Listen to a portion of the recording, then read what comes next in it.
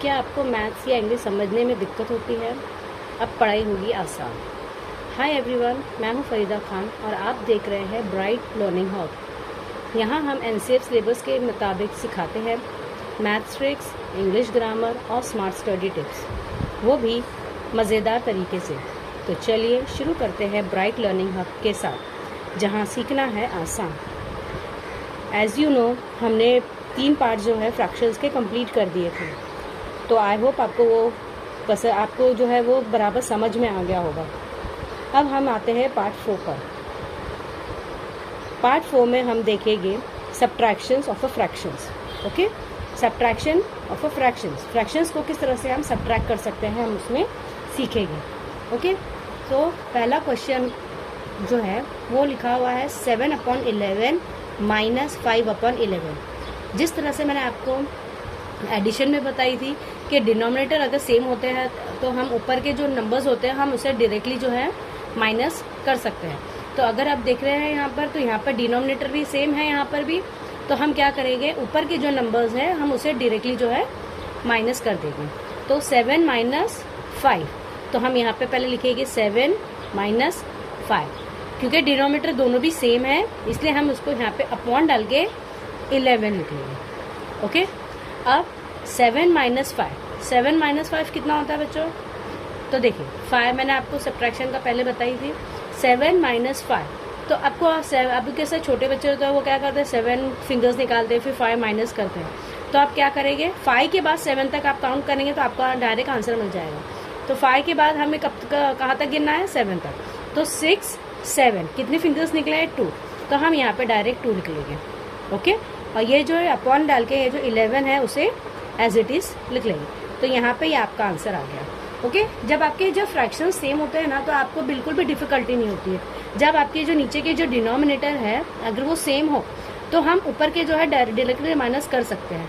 तो अब देखिए यहाँ पर भी जो सेकेंड क्वेश्चन है सेम वैसे ही है, 9/15 माइनस 3/50, क्योंकि डिनोमिनेटर दोनों भी सेम है तो हम 9 में से 3 डायरेक्ट माइनस कर सकते हैं। तो 9 माइनस 3 अपॉन क्या है, डिनोमिनेटर में दोनों तरफ 15 है तो हम यहाँ पे 15 लिख लेंगे। ओके, अब 9 माइनस 3, तो चलिए देखिए 3 के बाद हमें जब तक ही काउंट करना है जब तक कि 9 नहीं आ जाता है। ओके, तो देखिए 4 5 6 7 8 9, कितने फिंगर्स निकले, 7, ये 6। ओके, तो क्या आएगा यहाँ पे 6 अपॉन क्या है ये 15 डिनोमिनेटर में, तो इसे हम 15 लिख लेंगे। ये हमारा आ गया आंसर। ओके, तो मैंने आपको पहले ही बताई हूँ कि डिनोमिनेटर अगर सेम होता है तो हम डायरेक्टली जो है ऊपर के जो है नंबर्स प्लस या माइनस दोनों भी कर सकते हैं। ओके, दोनों के भी रूल सेम ही होते हैं। अब हम यहाँ पे अगर थर्ड क्वेश्चन देख रहे हैं हम, तो यहाँ पे क्या लिखा हुआ है, 9/11 माइनस 4/15। ओके, तो अब देखिए क्योंकि यहाँ पे डिनोमिनेटर सेम नहीं है, ओके, तो हमें क्या करना पड़ेगा, दूसरा रूल अपनाना पड़ेगा। अगर हम अभी यहाँ पे देखते हैं 11 और 15, तो ऐसा कोई भी टेबल नहीं है जिसमें 11 और 15 दोनों भी आ जाए, है कोई ऐसा टेबल नहीं है। तो हम क्या करेंगे पता है, कुछ नहीं करना है। हम पहले क्या करेंगे, देखिए यहाँ पे क्या लिखा हुआ है 9/11, पहले से हम लिख लिए। अब इसमें से हमें माइनस क्या करना है, 4/15, राइट। तो हम क्या करेंगे, 4/15 का ये जो है इसके ये जो नंबर है डिनोमिनेटर में, इसे हम जो है यहाँ पे इसके साथ में मल्टीप्लाई कर देंगे। ओके, अब आपको वैसे ही पता है कि जब डिनोमिनेटर अगर हम 15 मल्टीप्लाई कर रहे हैं तो हमें ऊपर न्यूमरेटर में भी हमें जो है मल्टीप्लाई करना होता है। ओके, 11 15 सा अगर हम अब 11 15 सा अगर मल्टीप्लाई करते हैं तो आंसर आता है 165। ओके, ये हमारा स्टेप 1 हो गया। ओके, ये हमारा स्टेप 1 हो गया। अब हम दूसरा फ्रैक्शन लेंगे 4/15। 4/15, अब जिस तरह से हमने 9/11 को मल्टीप्लाई हमने 15 से करे थे, उसी तरह से 4/15 को हमें जो है इसके बाजू वाले डिनोमिनेटर से मल्टीप्लाई करना है। तो हम यहाँ पे डिनोमिनेटर से मल्टीप्लाई करेंगे तो क्या है, नीचे यहाँ के डिनोमिनेटर में 11 है तो नीचे मल्टीप्लाई करेंगे तो ऊपर भी मल्टीप्लाई करेंगे। ओके, तो 4 11 सा क्या होता है answer, 44। So write it down here 44। Then 15 11 जा। अब चाहे आप 11 15 जा करें या 15 11 जा करें, सेम आंसर आता है। तो यहाँ पे डिनोमीटर में क्या लिखा है 165, तो ये आ गया 165। ये आपकी इक्वेशन सेकेंड आ गई। अब दोनों के हमारे आंसर आ गए, इसलिए हम इसे दोनों को जो है एक दूसरे से माइनस कर देंगे। क्यों करेंगे? क्योंकि हमारा यहाँ पे डिनोमीटर दोनों भी सेम आ गए, इसलिए हम इन दोनों को डायरेक्टली जो है माइनस कर सकते हैं। तो पहले ये जो बड़ा नंबर है इसे हम लिख लेंगे 135, ओके। फिर अपॉन 165 माइनस सेकेंड आया क्या है हमारे पास नंबर 44 अपॉन 165, ओके। तो चलिए देखिए 135, क्योंकि हमारे डिनोमिनेटर जो है सेम आ गया है, तो हम इसे डायरेक्टली जो है माइनस कर सकते हैं। तो 135 माइनस 44 अपॉन 165 वन टाइम लिख लीजिए, ओके।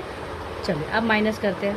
5 में से 4 गया तो 1, 3 में से 4 नहीं जाता है तो हम पूरा 13 लेंगे। 13 में से 4 गया 6 एंड 3 9 91। तो 135 में से 44 माइनस किए हमने, तो क्या आया आंसर 91। अब 165 जो है हम उसे एज इट इज़ लिख लेंगे, ओके। तो यह आ गया आपका आंसर। चलिए एक और सेम क्वेश्चन टाइप हम कर लेते हैं। यहाँ पर क्या है, यहाँ पे 8 अपॉन 9 माइनस 2 अपॉन 14। सो पहले क्या करेंगे हम 8 अपॉन 9 यहाँ पर लिख लेंगे, ओके। अब हम इसे मल्टीप्लाई करेंगे, इसके बाजू जो सेकेंड फ्रैक्शन माइनस करने वाला है हमें, उसके नीचे का डिनोमीटर से इसे मल्टीप्लाई कर देंगे, क्योंकि हमें डिनोमीटर सेम चाहिए ना यहाँ पर, क्योंकि डिनोमीटर अलग अलग है, इसलिए हमें सेम करने के लिए हमें डिनोमीटर से मल्टीप्लाई करना पड़ेगा। तो यहाँ पे हम जो है 14 से मल्टीप्लाई कर। सो अब हम यहाँ पे मल्टीप्लिकेशन की साइन है बीच में, इसलिए हम न्यूमरेटर को एक दूसरे से मल्टीप्लाई करेंगे और डिनोमीटर को एक दूसरे से मल्टीप्लाई करेंगे। तो 8 14 जा क्या आएगा आंसर 112। तो right here 112 upon 9 multiply by 14। 9 multiply by 14 क्या होता है 126। तो ये हमें पहला आंसर मिल गया, ओके। फर्स्ट इक्वेशन मिल गई सपोज। अब 2 अपॉन 14 लिखिए। अब इसे किससे मल्टीप्लाई करेंगे, इसके बाजू के जो फ्रैक्शन है उसके डिनोमिनेटर से करेंगे। तो राइट हियर 9 मल्टीप्लाई बाय 9, क्योंकि हम नीचे मल्टीप्लाई करेंगे इसलिए सेम नंबर से हमें न्यूमरेटर में भी मल्टीप्लाई करना होगा। सो 2 मल्टीप्लाई बाय 9, 2 9 जा 18 एंड 14 9 जा, क्योंकि 9 14 जा भी 126 आया है, तो 14 9 जा भी 126 ही आता है, इसलिए यहाँ पे हम ये सेकेंड आंसर हमें मिल गया, ओके। अब फर्स्ट इक्वेशन से हमको सेकेंड इक्वेशन से माइनस करना है। तो 112 अपॉन 126 माइनस 18 अपॉन 126, ओके। तो अब यहाँ पे माइनस करेंगे हम, किस तरह से लिखेंगे 112 माइनस 18 अपॉन 126, ओके। तो देखिए 2 में से तो 8 नहीं जाता है, तो हम क्या करेंगे कैरी आउट लेंगे। तो 12 में से 8 गया तो 4 बच गया, ओके। फिर 0 में से 1 नहीं जाता है, इसलिए पूरा 10 ले लेंगे हम। 10 में से 1 गया तो 9 आ गया आंसर। क्या आया आंसर 94 आ गया 94। अब ये डिनोमीटर जो है उसे हम इसे एज इट इज़ लिख लेंगे। तो ये रहा हमारा आंसर। आई होप आपको समझ में आ गया होगा ये इस टाइप के फ्रैक्शंस को किस तरह से हम सब्ट्रैक्ट करते हैं। अब नेक्स्ट क्वेश्चन पे हम जाते हैं। 4 3 अपॉन 10 माइनस 1 2 अपॉन 15।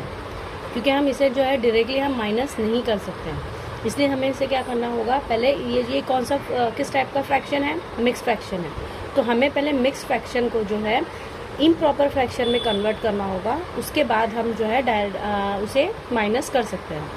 सो 10 पहले हम इसको इस मिक्स फ्रैक्शन को जो है हमें कन्वर्ट करके इम्प्रॉपर फ्रैक्शन में लाते हैं हम, ओके।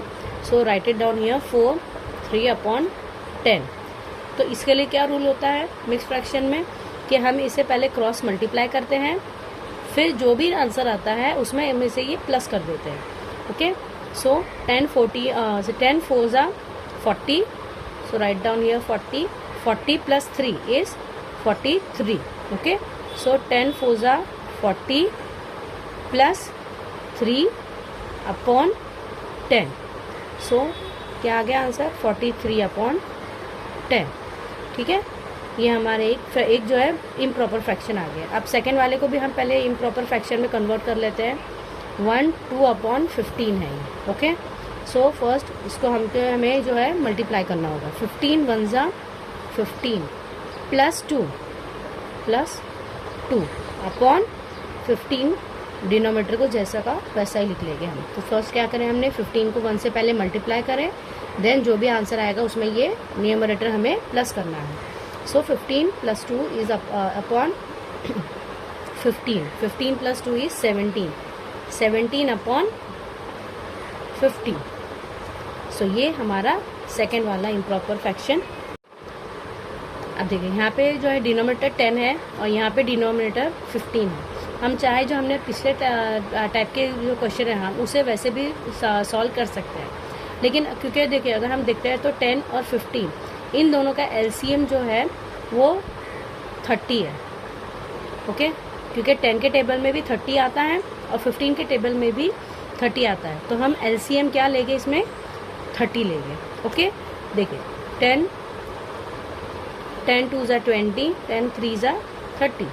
वैसे ही 15 का टेबल अगर हम लिखते हैं तो 15 1 जा 15, 15 2 जा 30. तो ये देखिए 30 जो है दोनों में सेम आया है, तो हम क्या करेंगे 30 को एलसीएम लेके हम जो है डिनोमिनेटर सेम करेंगे. ओके, तो कैसा करेंगे हम इसे? पहले क्या करेंगे, ये लिख लिए 43 अपॉन 10. ओके, 10 को हम कितने टाइम्स पढ़ते हैं तो 30 आता है 3 टाइम्स, राइट. तो हम क्या करेंगे यहाँ पे 3 से मल्टीप्लाई करेंगे. तो नीचे भी डिनोमिनेटर में भी करेंगे तो ऊपर भी हमें डिनोमिनेटर में मल्टीप्लाई करना होगा. सो 43 3 जा 3 3 जा 9, 3 4 जा 12 अपॉन 10 3 जा 30. ये हमारा फर्स्ट आ गया.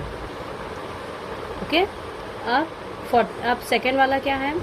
17 अपॉन 15 मल्टीप्लाई बाय 15 को कितने टाइम्स मल्टीप्लाई करेंगे तो 30 आएगा 2 टाइम्स. So multiply by 2. 17 2 जा 2 7 जा 14, 4 कैरी 1, 2 1 जा 2 and 3 34. 15 2 जा 30. सो ये हमारी सेकेंड इक्वेशन आ गया डिनोमिनेटर सेम. अब हम इसे जो है माइनस कर देंगे. तो 129 upon 30 minus 34 upon 30. So what will be the answer? 9 में से 4 माइनस करें तो 5, 2 में से 3 क्योंकि माइनस नहीं कर सकते तो हम पूरा 12 में से 3 माइनस करेंगे तो आंसर आएगा 9 अपॉन 30. जो है दोनों की डिनोमिनेटर सेम हो गया है तो हम इसे एज इट इज़ लिख लेंगे. ये आ गया हमारा आंसर. अगर आपको ये वीडियो पसंद आया हो तो लाइक करें और अपने दोस्तों के साथ शेयर भी करें. और हाँ, सब्सक्राइब करना ना भूलें. Bright learning hub. आपको वीडियो अच्छा लगा हो तो वीडियो को कमेंट ज़रूर करें, इससे मुझे भी मोटिवेशन मिलेगी. सो तब तक के लिए कीप लर्निंग, कीप शाइनिंग.